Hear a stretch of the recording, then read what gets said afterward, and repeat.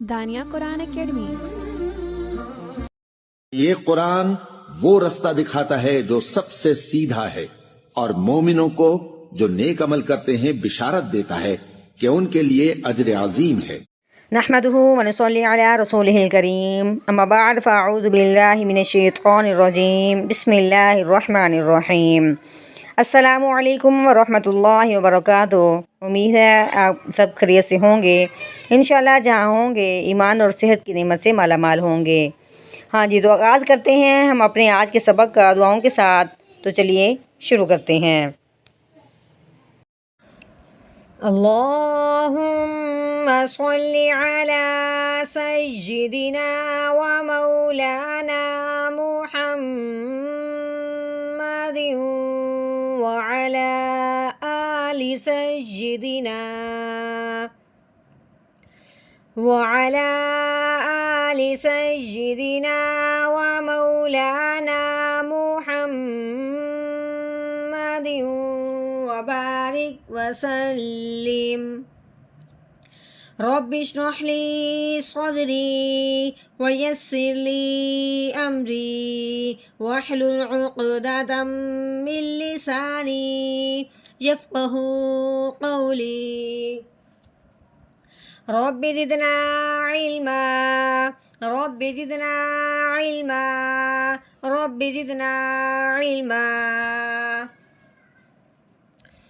اعوذ باللہ من الشیطان الرجیم، بسم اللہ الرحمن الرحیم۔ عما یتساءلون۔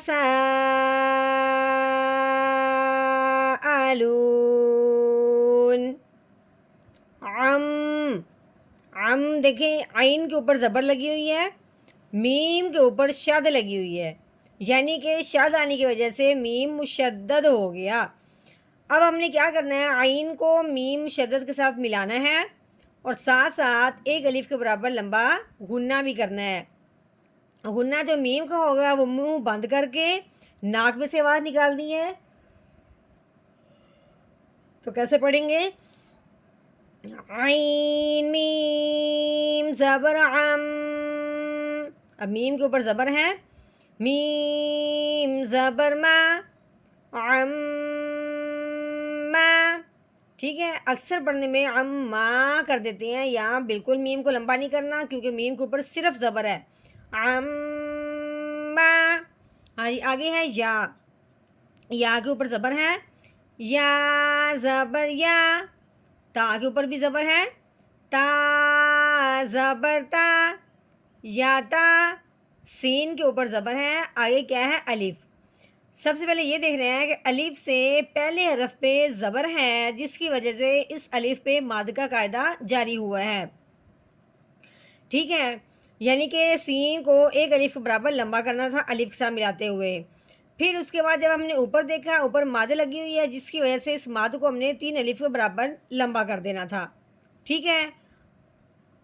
اب سمجھنی ہے اصل بات جو یہ ہے کہ ماد کے فوراً بعد اسی کلمہ میں آ گیا ہے حمزہ، کیونکہ یہ جو لفظ ہے نا یتساءلون، یہ ایک ہی کلمہ ہے، ٹھیک ہے، جمع کا صیغہ ہے، یہ ایک ہی کلمہ ہے، جس کی وجہ سے مد آئی ہے۔ مد کے فوراً بعد حمزہ اسی کلمہ میں آنے کی وجہ سے اس مد کا نام ہو گیا مد متصل، مد متصل صوت کے ساتھ، ٹھیک ہے۔ پھر اس مد کو متصل کیوں کہا گیا؟ اس لیے کہ مد کے ساتھ ہی لگا ہوا ہے، ساتھ ہی جڑا ہوا ہے، ساتھ ہی ملا ہوا ہے حمزہ، ٹھیک ہے۔ حمزہ کا مد کے ساتھ ملا ہونے کی وجہ سے اس کا نام ہو گیا متصل، کیونکہ لفظ متصل جو ہے، لفظ متصل اس کا مطلب ہی ملنا ہے، جڑنا ہے۔ اب مد کے ساتھ ہی حمزہ جڑنے کی وجہ سے اس کا نام مد متصل ہو گیا، اور جو مد متصل ہو اس کو 4 الف کے برابر لمبا کیا جاتا ہے۔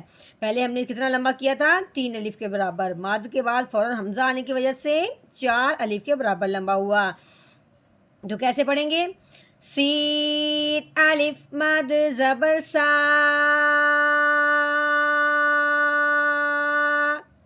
یا تا سا،